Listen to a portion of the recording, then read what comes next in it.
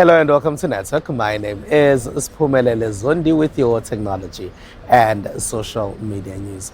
Remember that if you want to be a part of our tech conversation, it is SABC Network on Facebook, Twitter and Instagram. It's News Network at sabc.co.za on email. This week, our Twitter poll is asking you if you do digital banking. This, as a recent survey says, FNB and Capitec are the best digital banks in South Africa.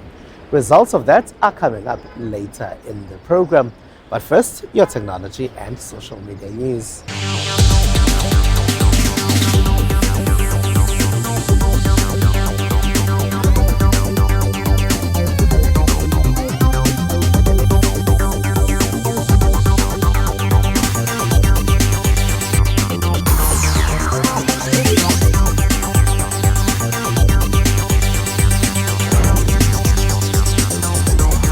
There was a time you needed to produce a book to identify yourself. Then it was a card. Then it was scanning the card. Now we scan fingers, eyes and other body parts. Sandile Hlangani tells us about the evolution of identification. In the aftermath of Facebook and Cambridge Analytics data scandal and other large-scale data leaks, it is undoubtedly time to adopt a more proactive approach to protect our identities online. It's a key way for citizens to get a proof of identity, a secure proof of identity with whom you can be included within the economy, especially I would say in this continent. Proof of identity is essential for people to access a range of rights and services such as healthcare, enrollment in school, and social grants. Going to be used in entities like the healthcare system, where instead of using paper, we go digital. Even if, as a mother myself, I always have to produce a card for vaccinations. So if by any chance I lose that card, I am in trouble because there is no way of tracking the previous vaccinations, the previous weight, and all those meta details. So now, when it is digitally available, I can access it anywhere in the country. I do not have to worry about losing the card itself because I know that information has been captured from day one and it is available anywhere in the country. Some say digital identity is more than just a matter of policy and convenience. It provides the opportunity to interact with governments securely while enabling governments to better respond to and improve the lives of citizens. If you imagine how many data you are passing in these days to government, you are leaving on the internet, you are giving to your employer, I think everybody needs to protect those data and the services that are connected with that, right? So you need properly authenticate. And this is very important. And biometrics, which we are doing, is one of the most secure things what you can do when authenticating people. Facial recognition technology has started to be deployed in airports worldwide in the last couple of years as a response to streamlining the passenger experience at airports. E-gates for frequent travelers, that they can be able to get through immigration without having to go and stand in a long queue in front of a person who's going to stamp their passport. They can just go through the e-gate and get through immediately. We're now also using the biometric technology to do e-boarding for airlines. So you don't need a boarding pass, you just need your face. This meeting covered various topics including identity ecosystem for service delivery, refugees and digital identity in Africa, biometric amongst others. During his recent State of the Nation address, President Cyril Ramaphosa said South Africa should consider constructing a new digital city, a city that doesn't exist at the moment. So I asked some players in the tech space about what they think about this idea of a new digital city. Many don't seem to like it. If you look at South Africa's immediate problems, we've got issues like youth and unemployment, we've got rampant poverty, we've got issues with Eskom, we've got infrastructure problems.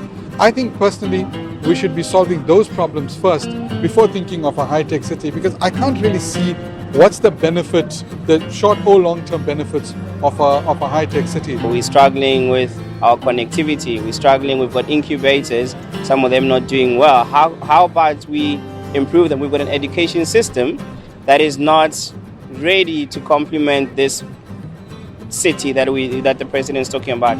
So yes, it's a great idea long term, but I think right now we've got other things we need to deal with, because once you get the foundation right, we'll be able to now be able to move easier to that city, and we put all those resources of making South Africa a better place.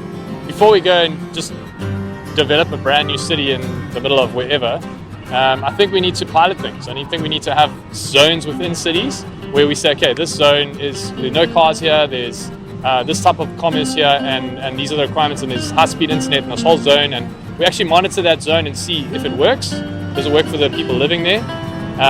Does it work commercially, economically? And so then we can have a bit of confidence to roll it out. Let's fix what's broken, and then let's take what the old cities and make them new, and then use that high tech to what we have already, and then we can grow with that.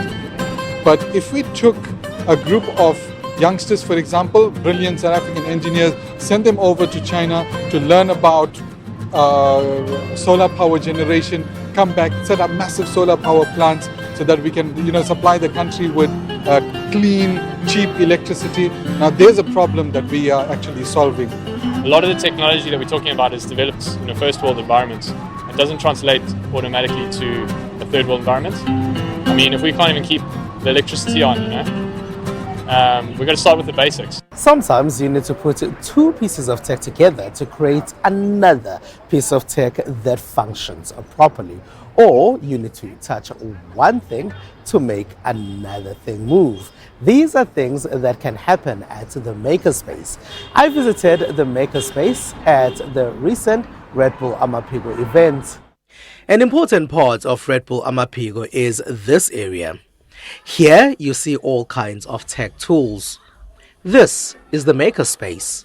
When you walk through, you get to see a display of some of the stuff the maker guys have worked on. In your 3D printed toys here and there, a couple of old stuff that they made. You walk through, then you get to see the laser 3D printers, and you get to see them in action while they're printing stuff.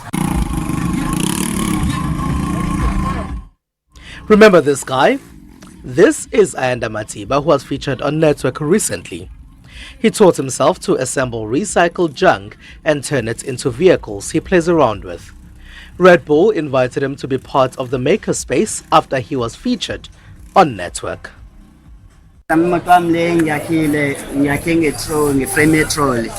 Ngathatha nje udodo boke ebaleni angithenganga lutho nje ngithathe nje udodo boke ebaleni ngahlanganisa ukuze kuphumele le-structure sale bike le. Those here feel they saw a good picture of how innovative South Africa is. For myself, it's a very good experience for entrepreneurs around here, and it's also going to give these people who are here a chance to market themselves to these people. So it's a good day for everyone. And we're experiencing different social entrepreneurs giving us advice. Innovators are here, marketers are here, purchasing local brands. While social entrepreneurship is the main task here, the Makerspace also proved popular. It is SABC Network on Facebook, Twitter, and Instagram. It's News Network at sabc.co.za on email. After the break, we chat about robotics with the co-founder of Smartypants Technologies, Nonjabulo Gasa.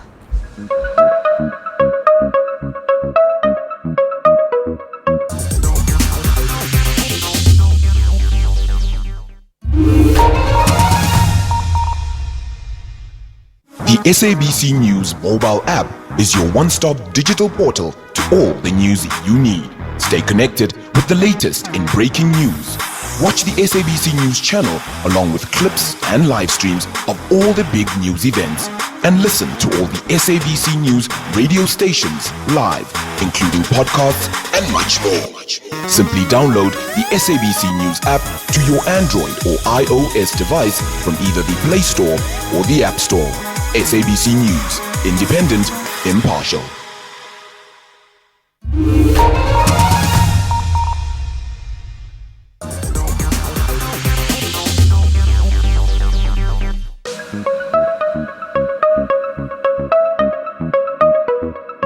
It's SABC Network on Facebook, Twitter, and Instagram. News Network at sabc.co.za on email. Welcome back.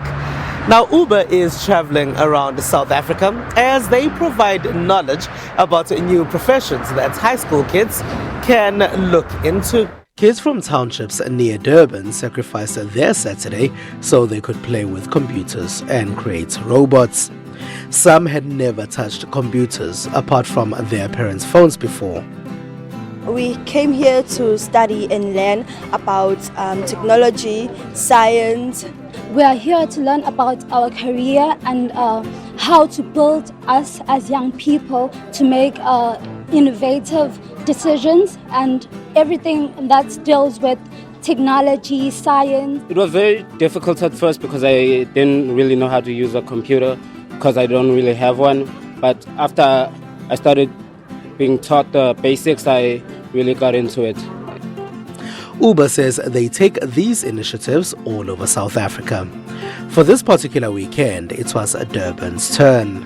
It's basically a day where we spend with high school kids between the ages of 16 and 18, and we just want to introduce them to new careers. Nothing wrong with wanting to be a doctor, nothing wrong with wanting to be a lawyer, but we're talking digital skills or skills that will assist them in what we so call the fourth industrial revolution.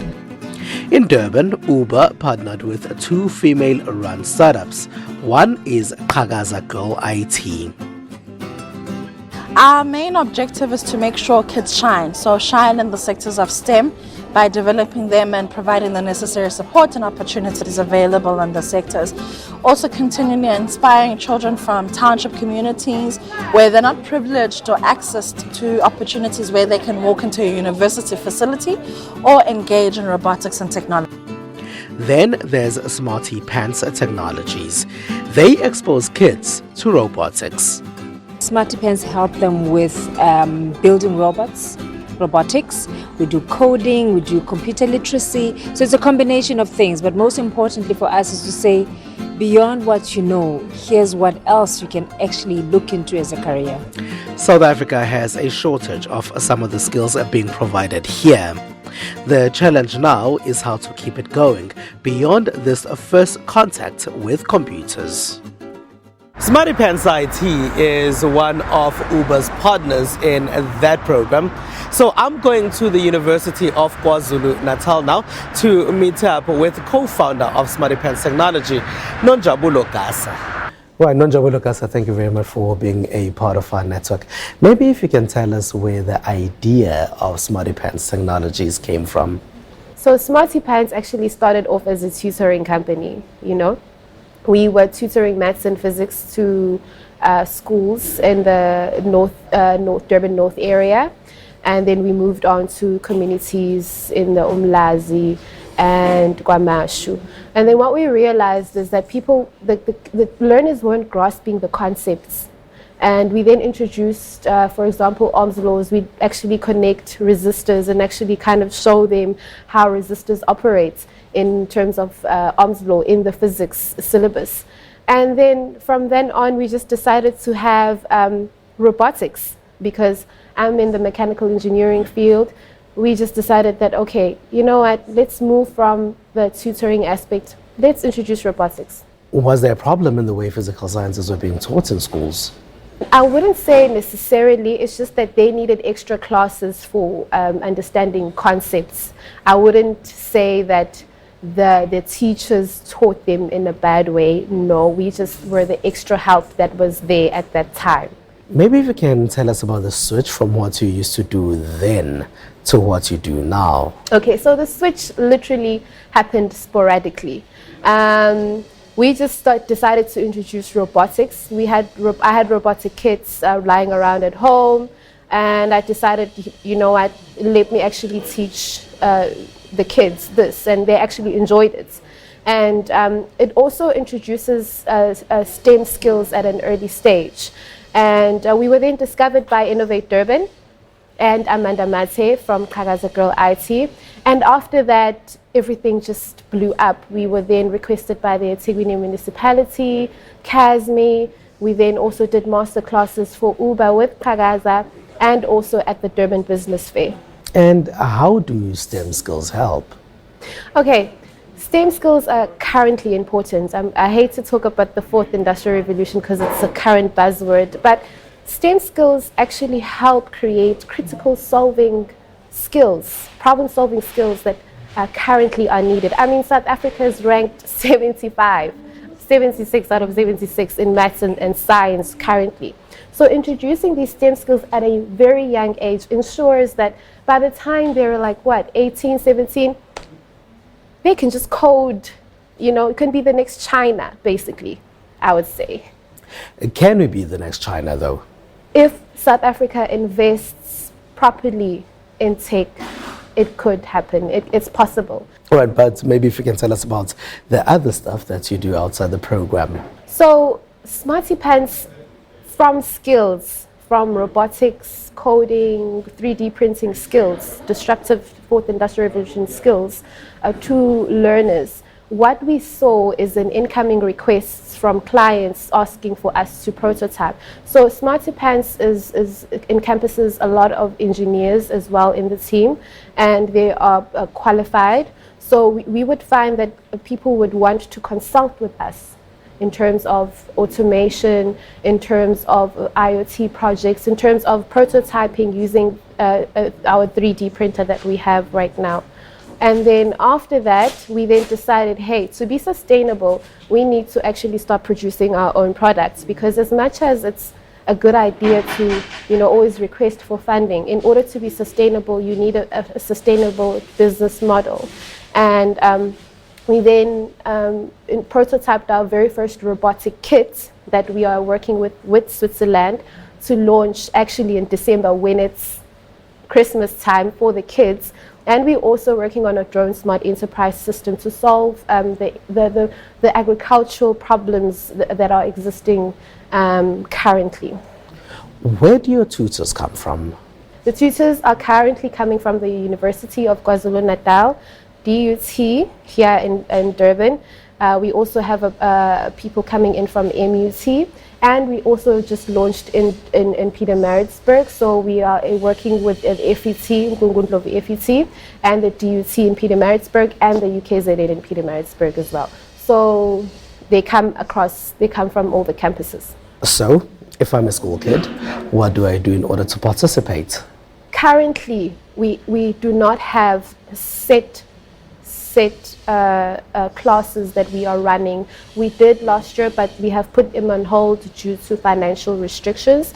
So we then have been subcontracted rather by CASME. However, we will be resuming in August. So if you want to come in, you just going to follow our website on www.smartptech.co.za. When the website is done, you will be able to click and register classes there that will be available throughout the course of the year from August. Nonjabulo Kasa, thank you very much for being a part of our network. Thank you. This is Mo Flavor from the Afternoon Drive on Metro FM, and you may think that maybe a microphone is my favorite piece of technology, maybe my headphones. No, it's a drone. You know that thing that flies around, it's got a camera, and you can take cool shots, whether you are at a party or in a sports field. The drone, for me, is one of my coolest, and I've actually got one. It's pretty cool.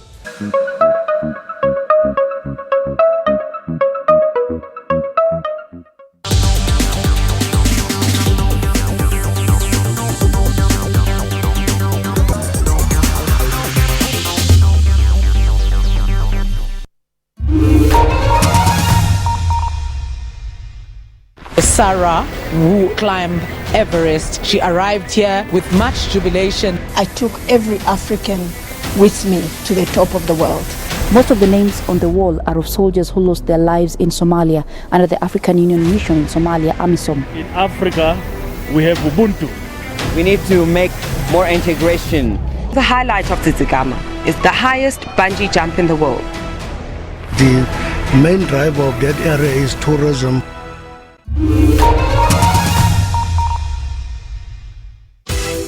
Trends Travel is your ultimate hookup on all things arts, travel, entertainment,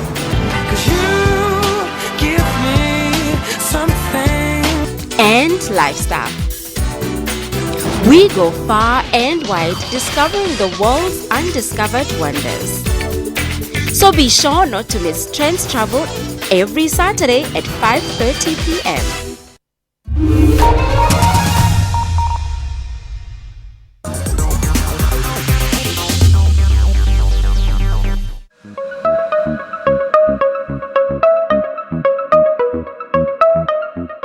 It is SABC Network on Facebook, Twitter, and Instagram. News Network at sabc.co.za on email. Here's what else took place in the rest of the tech space in the rest of the world.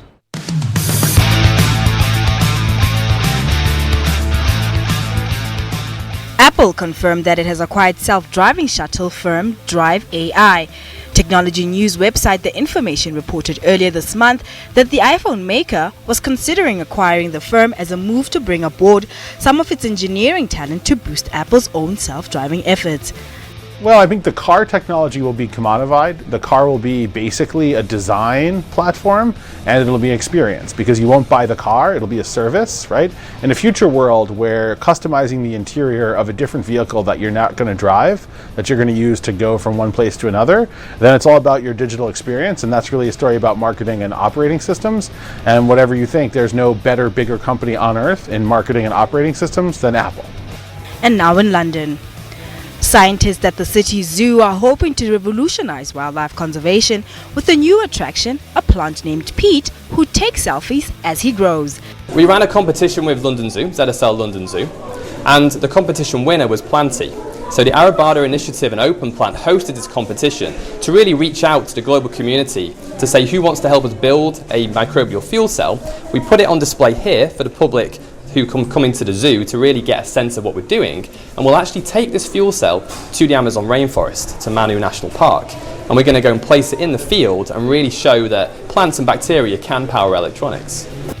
Davies added that while the amount of electricity harnessed from the soil is currently fairly small, he expects their technology to develop further in the future. And off to France we go. After successive meetings between Facebook's Mark Zuckerberg and French President Emmanuel Macron, a deal that is a world's first.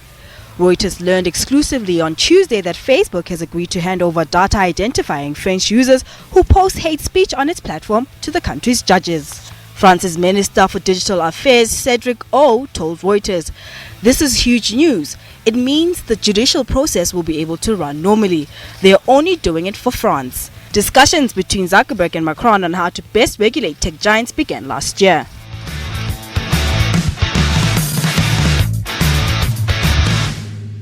A recent survey has named FNB and Capitec as the best digital banks in South Africa. This week, our Twitter poll is asking if you do digital banking and how often you do it.